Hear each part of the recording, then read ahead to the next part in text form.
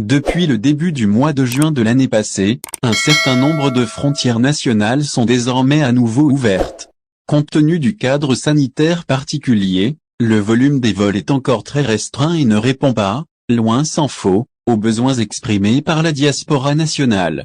En effet, étant donné que la France constitue la première des destinations étrangères du peuple algérien, est aussi le pays le plus desservi avec près d'une centaine de vols hebdomadaires. Sur ce chiffre, la Société nationale Air Algérie effectue une bonne cinquantaine de vols sans compter les conditions peu favorables et ce malgré une situation sanitaire maîtrisée et des chiffres de contamination toujours en baisse.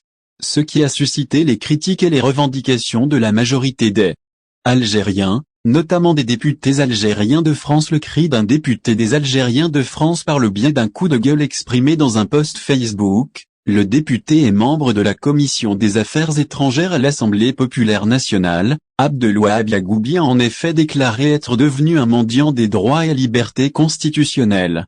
Une publication qui a donné l'occasion à plusieurs personnes de commenter la situation et d'exprimer leur détresse, suite à l'annulation de quelques vols programmés d'Air Algérie surtout en l'approche de la période estivale et du mois de Ramadan.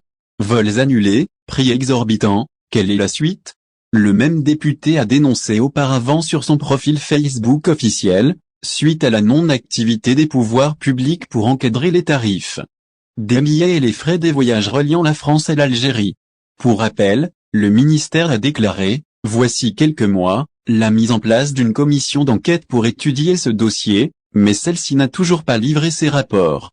Le représentant de la communauté nationale du nord de la France a procédé à une comparaison entre les tarifs d'un aller-retour de Paris à Alger et à la Jordanie temps d'un vol aller-retour entre Paris et Alger. 1h45 x 2 3h30, prix 1000 €. Temps d'un vol aller-retour entre Paris et Amman. 4h55 x 2 9h50, prix 40 €, a indiqué M. Abdelwahab Yagoubi.